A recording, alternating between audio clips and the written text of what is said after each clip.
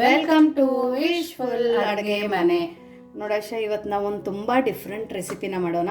ಅದೇ ಚಪಾತಿ, ಅದೇ ರೊಟ್ಟಿ, ಅದೇ ಅನ್ನ, ಅದೇ ಮುದ್ದೆ ತಿಂದು ಇಡ್ಲಿ ದೋಸೆ ತಿಂದು ಕೂಡ ಬೇಜಾರಾಗಿದ್ರೆ ಇವಾಗ ಮಕ್ಕಳಿಗೆ ರಜೆ ಇದೆ. ಹಂಗಾಗಿ ಏನಾದ್ರೆ ಡಿಫ್ರೆಂಟ್ ಆಗಿ ಕೇಳ್ತಾರೆ. ಸೊ ತುಂಬಾ ಡಿಫ್ರೆಂಟ್ ರೆಸಿಪಿ, ತುಂಬಾ ಹೆಲ್ದಿ ರೆಸಿಪಿ.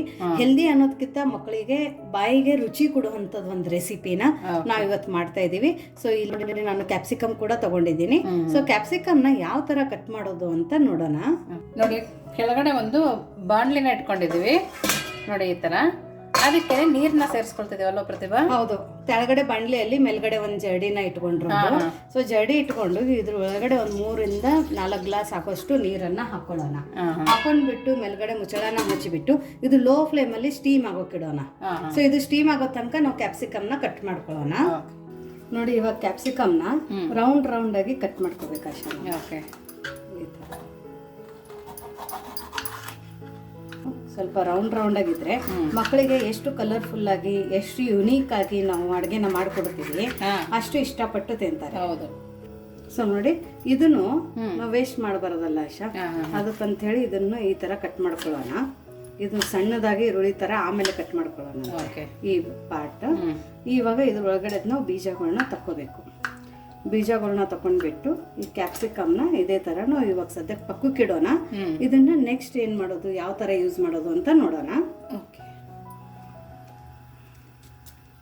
ನೋಡಿ, ಕ್ಯಾಪ್ಸಿಕಮ್ನ ಈ ತರ ರೆಡಿ ಮಾಡ್ಕೊಂಡು ಇಟ್ಕೊಂಡಿರೋದು, ಇದನ್ನ ಪಕ್ಕಕ್ಕಿಟ್ಟು ಇವಾಗ ಇದ್ರ ಹಿಂದಿನ ಮತ್ತೆ ಮುಂದಿನ ಭಾಗ ಇತ್ತಲ್ಲ ಆಶಾ, ಇದನ್ನ ನಾವು ಕಟ್ ಮಾಡ್ಕೋಬೇಕು ಸಣ್ಣದಾಗಿ. ಸೊ ಇದನ್ನ ಸಣ್ಣದಾಗಿ ಈರುಳ್ಳಿ ಎಲ್ಲ ನಾವು ಹೆಂಗ್ ಹೆರ್ಚ್ಕೋತೀವಿ ಹಂಗೆ ಇದನ್ನ ಹೆರ್ಚ್ಕೊಂಡು ಬರೋಣ. ಸೊ ನೋಡಿ, ಈ ತರ ಸಣ್ಣದಾಗಿ ಕ್ಯಾಪ್ಸಿಕಮು, ಈರುಳ್ಳಿ ಮತ್ತೆ ಕೊತ್ತಂಬರಿ ಸೊಪ್ಪನ್ನ ಹೆಚ್ಕೊಂಡು ಬಂದಿರೋದು.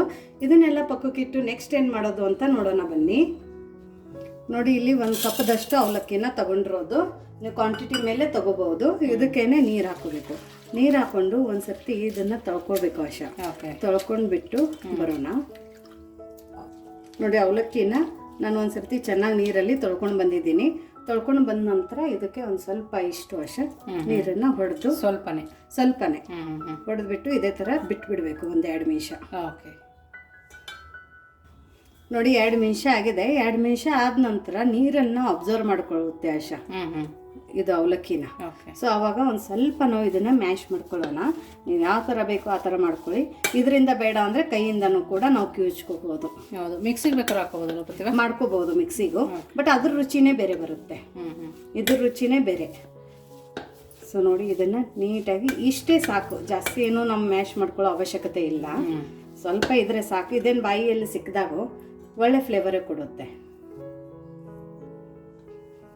ನೋಡಿ, ಇದಕ್ಕೇನೆ ಒಂದು 1/4 ಕಪ್ದಷ್ಟು ಅಕ್ಕಿ ಹಿಟ್ಟನ್ನ ಹಾಕೋತಾ ಇರೋದು. ಅಕ್ಕಿ ಹಿಟ್ಟು ತಿನ್ನಲ್ಲ ಅಂದವರು ಸ್ಕಿಪ್ ಮಾಡಿಬಿಟ್ಟು ಗೋಧಿ ಹಿಟ್ಟು ಅಥವಾ ಜೋಳದ ಹಿಟ್ಟು ಕೂಡ ಹಾಕೋಬಹುದು. ಅಂದ್ರೆ ಅಕ್ಕಿ ಹಿಟ್ಟು ಹಾಕಿದ್ರೆ ಸ್ವಲ್ಪ ಕ್ರಿಸ್ಪಿನೆಸ್ ಬರುತ್ತೆ. ಒಂದು 1/2 ಕಪ್ದಷ್ಟು ಕಡಲೆ ಹಿಟ್ಟು. ಬಜ್ಜಿ ಮಾಡ್ತೀವಲ್ಲ ಅದೇ ಕಡಲೆ ಹಿಟ್ಟಲ್ಲ? ಹೌದು. ಸ್ವಲ್ಪ ಧನಿಯಾ ಪೌಡರ್, ರುಚಿಗೆ ಉಪ್ಪನ್ನ ಹಾಕೊಳ್ಳೋಣ. ಉಪ್ಪು ನೋಡ್ಬಿಟ್ಟು ಹಾಕೊಳ್ಳಿ. ಇವಾಗ ಇದಕ್ಕೆ ಸಣ್ಣದಾಗಿ ಕಟ್ ಮಾಡ್ಕೊಂಡಿರುವಂತ ಈರುಳ್ಳಿ, ಕ್ಯಾಪ್ಸಿಕಮ್ ಮತ್ತೆ ಕೊತ್ತಂಬರಿ ಸೊಪ್ಪು. ನೀವು ಬೇಕಂದ್ರೆ ಇದಕ್ಕೆ ಕ್ಯಾರೆಟ್ ಕೂಡ ತುರಿದ್ಬಿಟ್ಟು ಹಾಕೋಬಹುದು. ಹೌದು, ಚೆನ್ನಾಗಿರುತ್ತೆ. ಹೌದು, ನಾನು ಇದು ಇನ್ನೊಂದ್ ಸ್ವಲ್ಪ ಹೆಲ್ದಿ ಮಾಡೋಣ ಅಂತ ಹೇಳ್ಬಿಟ್ಟು ಇದಕ್ಕೆ ಇಲ್ಲಿ ಗ್ರೀನ್ ಪೀಸ್ ಅನ್ನ ಹಾಕೊಂಡಿದ್ದೀನಿ. ಇದು ಫ್ರೆಶ್ ಇದೆ. ಮತ್ತೆ ಪೀಸ್ ಏನ್ ಇಲ್ಲಿ ಬೈಸ್ಕೊಂಡಿಲ್ಲ ಆಶಾ, ಹಸಿದೆ ಇದೆ. ನೋಡಿ, ಇದಕ್ಕೇನೆ ಒಂದ್ ಸ್ವಲ್ಪ ನಾನು ಚಿಲ್ಲಿ ಫ್ಲೇಕ್ಸ್ ಮತ್ತೆ ಆರ್ಗ್ಯಾನೋನ ತಗೊಂಡಿದ್ದೀನಿ. ಪಿಜ್ಜಾ ಹರ್ಬ್ಸ್, ನಿಮ್ಮ ಹತ್ರ ಪಿಜ್ಜಾ ಎಲ್ಲ ತಗೊಂಡಾಗ ಆರ್ಗ್ಯಾನೋ ಇದ್ರೆ ಅದನ್ನು ಯೂಸ್ ಮಾಡ್ಕೋಬಹುದು. ಇಲ್ಲ ಅಂದ್ರೆ ಪಿಜ್ಜಾ ಹರ್ಬ್ಸ್ ಅಂತಾನು ಸಿಗುತ್ತೆ, ಅದನ್ನು ನೀವು ಹಾಕೋಬಹುದು. ಇಲ್ಲ ಅಂದ್ರೆ ಸ್ಕಿಪ್ ಮಾಡಿ ಅದ್ರ ಬದಲಾಗಿ ಇಲ್ಲಿ ಒಂದ್ ಸ್ವಲ್ಪ ಪೆಪ್ಪರು ಮತ್ತೆ ಜೀರಿಗೆನ ಹಾಕೋಬಹುದು. ಇದೆಲ್ಲಾನ ಹಾಕೊಂಡು ನಾವು ನೀಟಾಗಿ ಇದಕ್ಕೆ ಬೈಂಡಿಂಗ್ ಮಾಡ್ಕೋಬೇಕು. ನಾವು ಇದಕ್ಕೆಲ್ಲ ಚಪಾತಿಗೆಲ್ಲ ಹಿಟ್ಟು ಕಲಿಸ್ಕೋತೀವಲ್ಲ ಆ ತರ ಕಲಿಸ್ಕೋಬೇಕು. ಇದು ಗಟ್ಟಿ ಅನ್ನಿಸ್ತೈತೆ. ಸ್ವಲ್ಪ ಇದ್ರೊಳಗಡೆ ನೀರನ್ನ ಹಾಕೊಂಡು ನಾವು ಇದನ್ನ ಸಾಫ್ಟ್ ಆಗಿ ಕಲಿಸ್ಕೊಂಡು ಬರೋಣ. ಈ ತರ ನೋಡಿ, ಈ ತರ ಚಪಾತಿ ಹಿಟ್ಟೆಲ್ಲ ಮಿದಿತೀವಲ್ಲ ಆ ತರ ಮಿತ್ಕೊಂಡು ಬಂದಿರೋದು. ಈ ತರ ಮಿತ್ಕೊಂಡು ಇದ್ರದ್ದು ಒಂದು ಸ್ವಲ್ಪ ಚಿಕ್ಕದಾಗಿ ನಾವು ಉಂಡೆಗಳನ್ನ ಮಾಡ್ಕೋಬೇಕು. ನೋಡಿ, ಈ ತರ ಉಂಡೆನ ಮಾಡ್ಕೊಂಡಿರೋದು. ಈ ತರ ಉಂಡೆನ ಮಾಡ್ಕೊಂಡು ಇಲ್ಲಿ ಕ್ಯಾಪ್ಸಿಕಮ್ ಏನ್ ನಾವು ಕಟ್ ಮಾಡ್ಕೊಂಡು ಇಟ್ಕೊಂಡಿದ್ವಲ್ಲ ಅದ್ರ ಒಳಗಡೆ ಈ ತರ ನಾವು ಇದು ಪ್ರೆಸ್ ಮಾಡಿ ಸ್ಟಫ್ ಮಾಡಬೇಕು. ಈ ತರ ಮಾಡಿದ್ರೆ ಮಕ್ಕಳಿಗೆ ಜಾಸ್ತಿ ತರಕಾರಿನೂ ಹೊಟ್ಟೆಲಿ ಹೋಗುತ್ತೆ, ಹೆಲ್ದಿ ಕೂಡ ಇರುತ್ತೆ, ನ್ಯೂಟ್ರಿಷಿಯಸ್ ನೋಡೋಕ್ಕೂ ಚೆನ್ನಾಗಿರುತ್ತೆ. ಇರುತ್ತೆ, ನೋಡೋಕ್ಕೂ ಚೆನ್ನಾಗಿ ಡಿಫ್ರೆಂಟಾಗಿ ಇರುತ್ತೆ. ಹೌದು. ಸೊ ನೋಡಿ ಎಲ್ಲದನ್ನು ನಾವು ಇದೇ ಥರ ಕ್ಯಾಪ್ಸಿಕಮಲ್ಲಿ ಕಟ್ಲೆಟನ್ನು ಸ್ಟಫ್ ಮಾಡ್ಕೊಂಡು ಬರೋಣ. ನೋಡಿ ಎಲ್ಲದೂ ಈ ಥರ ಸ್ಟಫ್ ಮಾಡ್ಕೊಂಡು ಬಂದಿರೋದು. ಇವಾಗ ಆಶಾ ಇದು ಇನ್ನೊಂದು ಸ್ವಲ್ಪ ನೋಡೋಕೆ ಚೆನ್ನಾಗಿ ಕಾಣಲಿ ಅಂತೇಳಿ ಮತ್ತೆ ಹೆಲ್ತ್ಗೂ ಆ್ಯಕ್ಚುಲಿ ಒಳ್ಳೇದು ಕರಿ ಎಳ್ಳು, ಇದನ್ನೊಂದು ಸ್ವಲ್ಪ ನಾವು ಈ ಥರ ಸ್ಪ್ರಿಂಕಲ್ ಮಾಡೋಣ. ನೋಡೋಕ್ಕೂ ಕಲರ್ಫುಲ್ಲಾಗಿ ತುಂಬ ಚೆನ್ನಾಗಿ ಕಾಣಿಸುತ್ತೆ. ನೀವು ಬೇಕಂದರೆ ಬಿಳಿ ಎಳ್ಳು ಕೂಡ ಹಾಕೋಬೋದು. ಇದೊಂಥರ ಬಾಯಲ್ಲಿ ಸಿಕ್ಕಿದಾಗ ಕ್ರಂಚಿನೆಸ್ ಚೆನ್ನಾಗಿರುತ್ತೆ. ಹೌದು, ಹಾಕಿಬಿಟ್ಟು ಒಂದು ಸ್ವಲ್ಪ ಈ ಥರ ಪ್ರೆಸ್ ಮಾಡಬೇಕು ಇದನ್ನು, ಇಲ್ಲಾಂದರೆ ಉಚ್ಕೊಂಡು ಬಂದುಬಿಡುತ್ತೆ. ಸೊ ನೋಡಿ ಇದು ನಮ್ಮದು ಕಟ್ಲೆಟ್ ಸ್ಟಫಿಂಗ್ ಎಲ್ಲ ರೆಡಿಯಾಗಿದೆ. ಇದನ್ನು ನೆಕ್ಸ್ಟ್ ಏನು ಮಾಡೋದು ಅಂತ ನೋಡೋಣ. ಸೊ ನೋಡಿ ಇವಾಗ ಇಲ್ಲಿ ನೀರು ಕೂಡ ಸ್ಟೀಮ್ ಆಗಿದೆ.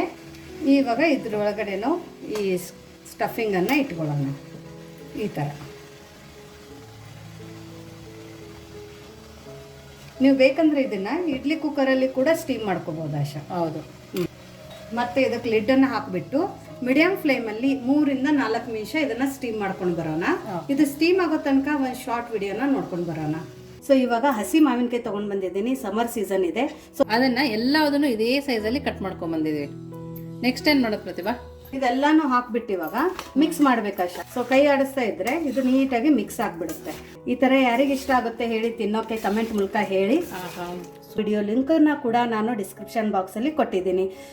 ಸೊ ನೋಡಿ ಒಂದು 3 ನಿಮಿಷ ಇದು ಸ್ಟೀಮ್ ಆಗಿದೆ ನೋಡಶೆ.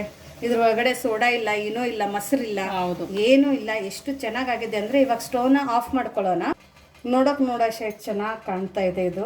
ತುಂಬಾನೇ ಚೆನ್ನಾಗಿ. ಇದನ್ನ ಇವಾಗ ತಕ್ಕೊಳ್ಳೋಣ. ತಕೊಂಡ್ಬಿಟ್ಟು ನೆಕ್ಸ್ಟ್ ಇವಾಗ ಇದರಿಂದ ಏನು ಮಾಡೋದು ಅಂತ ನೋಡೋಣ ಬನ್ನಿ. ನೋಡಿ ಇಲ್ಲೊಂದು ಪ್ಯಾನನ್ನು ತಗೊಂಡ್ಬಿಟ್ಟು ಇದ್ರೊಳಗಡೆ ಒಂದು ಸ್ವಲ್ಪ ಎಣ್ಣೆನ ಹಾಕೊಳ್ಳೋಣ, ಯಾಕಂದರೆ ಡೀಪ್ ಫ್ರೈ ಮಾಡೋದು ಬೇಡ ಅಂತ. ಹೌದು. ಸೊ ನೋಡಿ ಈ ಥರ ಎಣ್ಣೆನ ಹಾಕ್ಕೊಂಡು ಫ್ಲೇಮನ್ನು ಮಾತ್ರ ಮೀಡಿಯಂ ಫ್ಲೇಮಲ್ಲಿ ಇಟ್ಕೊಳ್ಳಿ. ನೋಡಿ ಇವಾಗ ಇದನ್ನು ಈ ಥರ ಇಟ್ಕೋಬೇಕು.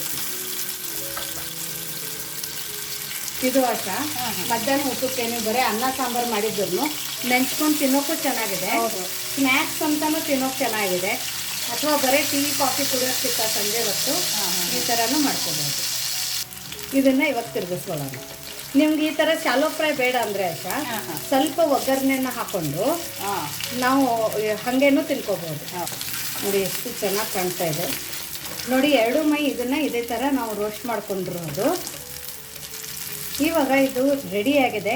ಯಾವ ಥರ ತಿನ್ನೋದು ಅಂತ ನೋಡೋಣ ಬನ್ನಿ. ನೋಡಿ ನಮ್ಮದು ಬಿಸಿ ಬಿಸಿ ಕ್ಯಾಪ್ಸಿಕಮ್ ಅವಲಕ್ಕಿ ಕಟ್ಲೆಟ್ ರೆಡಿಯಾಗಿದೆ. ತುಂಬ ಕಡಿಮೆ ಟೈಮಲ್ಲಿ ಮಾಡ್ಕೊಳ್ಳುವಂಥ ಒಂದು ಈ ರೆಸಿಪಿ. ಮತ್ತು ಇನ್ನೊಂದಂದರೆ ನೀವು ಯಾವ ಶಾರ್ಟ್ಸನ್ನು ನೋಡಿದ್ದೀರಾ ಆ ಶಾರ್ಟ್ ಲಿಂಕನ್ನು ನಾವು ಡಿಸ್ಕ್ರಿಪ್ಷನ್ ಬಾಕ್ಸಲ್ಲಿ ಕೊಟ್ಟಿದ್ದೀವಿ. ಅಲ್ಲಿ ಹೋಗ್ಬಿಟ್ಟು ನೀವು ಕ್ಲಿಕ್ ಮಾಡಿದರೆ ನಿಮಗೆ ಆ ವಿಡಿಯೋ ಈಸಿಯಾಗಿ ಸಿಗುತ್ತೆ. ಅದ್ರ ಜೊತೆ ನಮ್ಮದೊಂದು ವಾಟ್ಸಪ್ ಗ್ರೂಪ್ ಇದೆ, ವಿಶ್ಫುಲ್ ಅಡುಗೆ ಮನೆ ಅಂತ. ನೀವು ನಮ್ಮ ಜೊತೆ ಕನೆಕ್ಟ್ ಆಗಬೇಕು ಅಥವಾ ನಿಮ್ಗೆ ಏನಾದರೂ ಡೌಟ್ಸ್ ಇರೋದಾಗಲಿ ಅಥವಾ ಏನೋ ಒಂದು ಸಜೆಷನು ಮತ್ತು ಟಿಪ್ಸನ್ನು ಕೊಡಬೇಕು ಅಥವಾ ಏನಾದರೂ ಅಡುಗೆ ರಿಲೇಟೆಡ್ ಐಡಿಯಾಸನ್ನು ಕೊಡಬೇಕಂದ್ರೆ ನೀವು ಡೈರೆಕ್ಟ್ ನಮ್ಮ ಜೊತೆ ಕಮ್ಯುನಿಕೇಟ್ ಮಾಡ್ಬೋದು. ಆ ವಾಟ್ಸಪ್ ಲಿಂಕನ್ನು ಕೂಡ ನಾನು ಡಿಸ್ಕ್ರಿಪ್ಷನಲ್ಲಿ ಸ್ಟಾರ್ಟಿಂಗಲ್ಲಿನೇ ಕೊಟ್ಟಿರ್ತೀನಿ. ಅಲ್ಲಿ ಹೋಗಿ ನೀವು ಕ್ಲಿಕ್ ಮಾಡಿದರೆ ಡೈರೆಕ್ಟ್ ವಾಟ್ಸಪ್ಪಲ್ಲಿ ನೀವು ನಮಗೆ ಕನೆಕ್ಟ್ ಆಗ್ತೀರಾ. ನೋಡಿ ಕೈಯಲ್ಲಿ ತುಂಬ ಕ್ರಿಸ್ಪಿ ಮತ್ತು ಗರಿ ಗರಿ ಆಗಿದೆ. ನೋಡಿ ತುಂಬ ಚೆನ್ನಾಗಾಗಿದೆ. ಆಮೇಲೆ ಇದು ಕ್ಯಾಪ್ಸಿಕಮ್ ಕೂಡ ತುಂಬ ಚೆನ್ನಾಗಿ ಬೈದಿದೆ ಆಶಾ, ನೀಟಾಗಿ ರೋಸ್ಟ್ ಆಗಿದೆ. ಮತ್ತೆ ಕಟ್ ಮಾಡಿ ತೋರಿಸ್ತೀನಿ ಒಳಗಡೆ ಎಷ್ಟು ಚೆನ್ನಾಗಿದು ಬೈದಿದೆ ಅಂತ. ನೋಡಿ ಬಿಸಿ ಇದೆ, ತುಂಬ ಬಿಸಿ ಇದೆ. ಸೋಡಾ ಏನೋ ಮೊಸರು ಯಾವುದೂ ಇಲ್ಲ.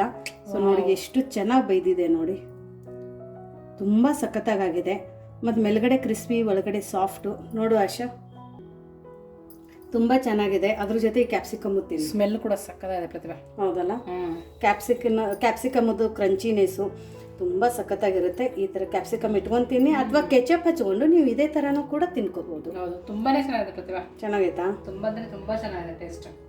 ನಿಮಗೆ ಈ ಅವಲಕ್ಕಿ ಕ್ಯಾಪ್ಸಿಕಮ್ ರೆಸಿಪಿ ದಿಢೀರ್ ರೆಸಿಪಿ, ಇದು ಒಂಥರ ಸ್ನ್ಯಾಕ್ಸ್ ರೆಸಿಪಿ, ಮತ್ತು ಅಥವಾ ನಿಮ್ಗೆ ಒಂದೊಂದು ಸರ್ತಿ ಅನ್ನ ಸಾಂಬಾರು ಮುದ್ದೆ ಜೊತೆನೂ ಸೈಡ್ ಡಿಶ್ ಅಂತಲೂ ಈ ಥರ ಒಂದು ರೆಸಿಪಿನ ಮಾಡ್ಕೋಬಹುದು. ಬಜಿ ಬೋಂಡ ತಿಂದು ಈ ಬೇಸಿಗೆ ಕಾಲದಲ್ಲಿ ಬೇಜಾರಾಗಿರುತ್ತೆ, ಆ ಥರ ಈ ಒಂದು ಸ್ಟೀಮ್ ಮಾಡಿ ನಾವು ಈ ಥರ ಒಂದು ಶಾಲೋ ಫ್ರೈ ಮಾಡ್ಕೊಂಡು ಒಂದು ರೆಸಿಪಿ ಕೂಡ ಮಾಡ್ಕೋಬಹುದು. ಸೊ ನಿಮಗೆ ಈ ರೆಸಿಪಿ ಹೇಗೆ ಅನ್ನಿಸ್ತು ಅಂತ ಕಮೆಂಟ್ ಮೂಲಕ ತಿಳಿಸೋದನ್ನು ಮರಿಬೇಡಿ. ಇನ್ನೂ ನಮ್ಮ ಚಾನಲ್ನ ಲೈಕ್ ಮಾಡಿಲ್ಲ ಅಂದರೆ ಲೈಕ್ ಮಾಡಿ, ಶೇರ್ ಮಾಡಿ, ಸಬ್ಸ್ಕ್ರೈಬ್ ಮಾಡಿ. ವಿಶ್ಫುಲ್ ಅಡುಗೆ ಮನೆಗೆ ಥ್ಯಾಂಕ್ ಯು.